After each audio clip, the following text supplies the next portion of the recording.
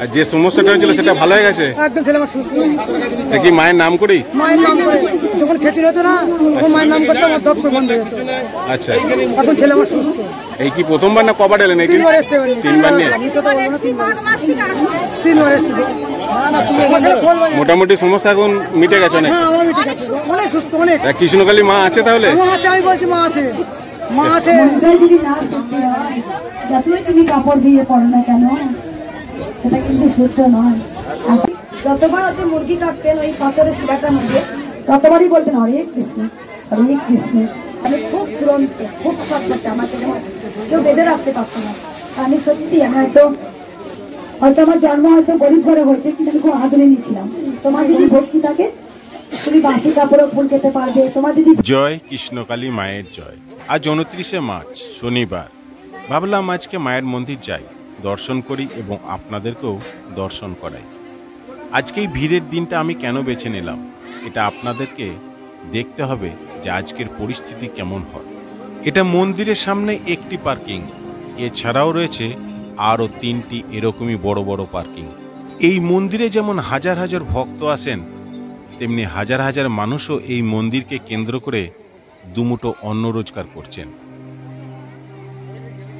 এই বেলেরা কৃষ্ণকালী মন্দিরের অনেক কিছু আপডেট হয়েছে বা অনেক কিছু পরিবর্তন হয়েছে, তবে সেগুলো কিন্তু আমি নেক্সট কোনো ভিডিওতে নিয়ে আসব। আজকে কিন্তু আমি শনিবারের উদ্দেশ্যে আমি যখন এসছি, শনিবারের যা ঘটনা ঘটেছে সবই কিন্তু আমি আপনাদের সামনে তুলে ধরব। এই ভিডিওতেই আমি আপনাদেরকে দেখাবো মঙ্গলমা আমার ক্যামেরার সামনে এসে কি বললেন।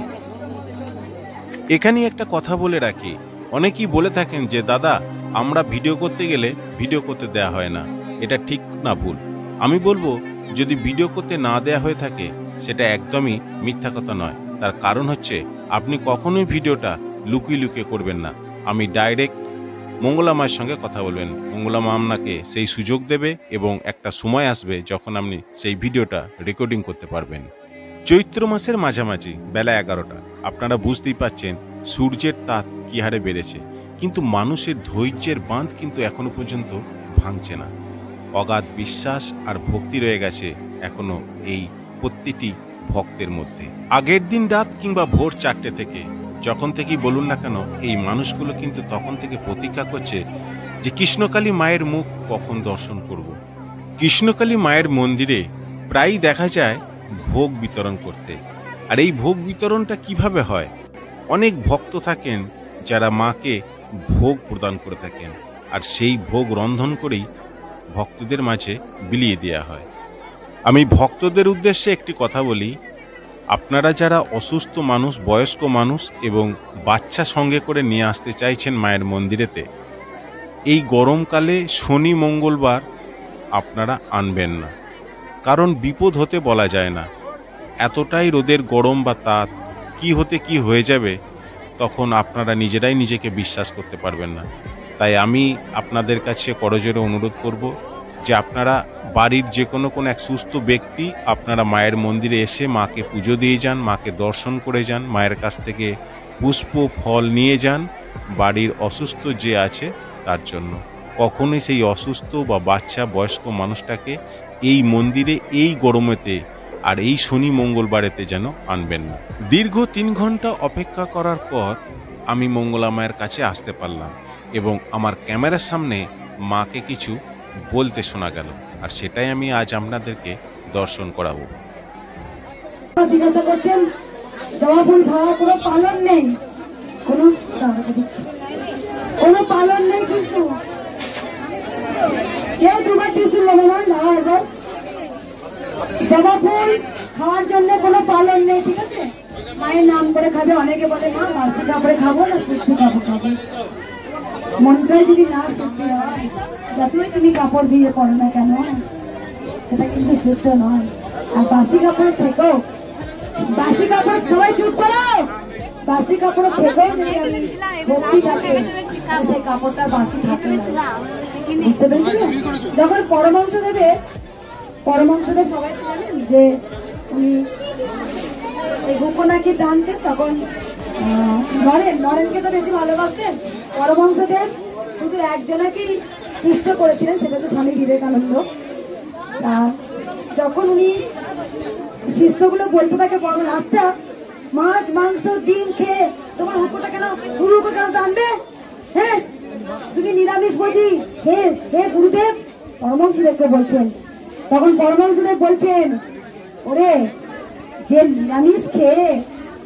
নিরামিষ খেয়ে তুলসী কাঠের মালা পরে আর তিলক করে তার মনে যদি ভক্তি না থাকে, তাহলে আর যে মাছ মাংস ডিম খেয়েও যদি তার মনে ভক্তি থাকে, গোবিন্দ তাকে ধরা দেয়। বুঝলে? তাই আত্মা যতক্ষণ যা চাইবে ততক্ষণ তোমরা সব খাও, আমি কোনোদিন বারণ করি না। যখন তোমার আত্মা চাইবে না, ভগবান শ্রীকৃষ্ণ বলেছে আত্মাকে কষ্ট দিয়ে নয়। বুঝতে পারলে? তাই আমার ইচ্ছা করে না খাই না, আমার যখন ইচ্ছা করবে, তোমাদের যদি ইচ্ছা করে তোমরা খাবে। আর একটা কথা বলবো, দুধ গঙ্গা জল দিয়ে স্নান করার পরও তিনি যতবার হাতে মুরগি কাটতেন ওই পাথরের শিলাটার মধ্যে, ততবারই বলতেন হরে কৃষ্ণ হরে কৃষ্ণ।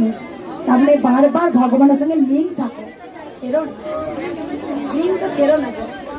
আমরা তো অতুল তুলে তলিয়ে যাই, ভাবি এই গোবিন্দ তুমি নেই, যতই তুমি তলায় চুপ করে সবাই, এখন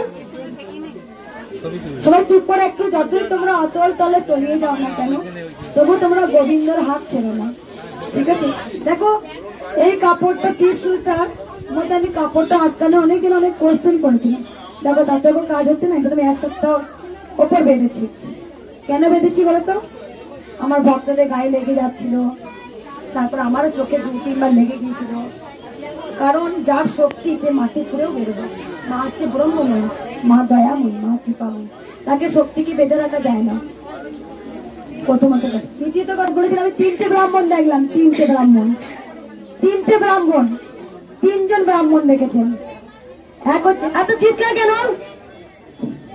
এক হচ্ছে তিনি স্বয়ং, তিনি তো ব্রহ্মচারী ছিলেন, বাবা লোকনাথ আর তৈলঙ্গ স্বামী, আর বাবা লোকনাথের যে গুরু ছিলেন তিনি।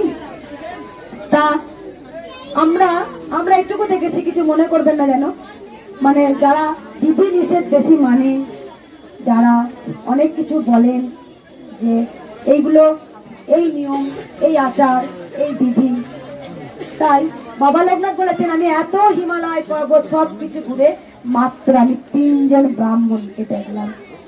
তার মানে বুঝে নিন, আমি যদি মায়ের কাছে নাই বা যেতে পারলাম, আমি যদি মায়ের প্রতি যদি মাকে পাবার যে আকাঙ্ক্ষা, মা তুমি কোথায়, মা তুমি কোথায়, এই যে মা তুমি কোথায় হারিয়ে গেলে, মা তুমি কই, মন্ত্র, আমি তো বলি মন্ত্র আমি জানি না, আমি সত্যি বলি, আমি কোনোদিন বলি না। আমি আগেও বলেছি, আমি ছোট থেকে আজ আমি মাকে ভালোবাসি। আর কে মানে খুব আমাকে দেখিয়ে বুঝতে পারছি আমি খুব তুরন্ত, খুব শখ করতে, আমাকে কেউ বেঁধে রাখতে পারতো না। আমি সত্যি, আমি হয়তো আমার জন্ম হয়তো গরিব ঘরে হয়েছে, কিন্তু আমি খুব আদরে নিয়েছিলাম, আমাকে কোনো কিছু অভাব রাখেনি। বাবা মা আমার দাদারা একটাই বাড়ি নিয়েছিলাম, খুব আদরের ছিলাম আমি। কিন্তু আমি দুষ্টু নিষ্ঠুর মধ্যেও কিন্তু আমার ছোট থেকে মায়ের প্রতি ভক্তি ছিল, যে মা বলে কেউ আছে, এসব তো আমার সবসময় মনে হচ্ছে। আর সত্যি যখন আমি স্বয়ং, যখন মা আমার 22 বছর পুজো করার পর যখন মা কথা বলছেন যে আমি আসবো, সময় দিনক্ষণ, আমার স্বামীর কোনো প্রমাণ আমি ক্যালেন্ডার লিখছি, আমি তখন বলছি আমি পারবো না আনতে, মা তোকে পারবো না আনতে, মা আমার ক্ষমতা নেই, আমাদের আর্থিক অবস্থা সেরকম নয়। মা বলতে ওই দিনেই আসবো। তা মায়ের নাম নিজেই নিয়েছিলেন কৃষ্ণকালী। যখন মাকে বলেছিলাম, মা তোমার মন্ত্র কি হবে যারা আসতে পারে না, তখন মায়ের মন্ত্র বলেছিল জয় কৃষ্ণকালী নিয়েছি। তবে তো তাই হলো। তো মা বলেছিলেন যে তোর ভক্ত কোনো দিন কমা, ভক্ত আছে, মায়ের ভক্ত বলুন, আমার ভক্ত বলুন।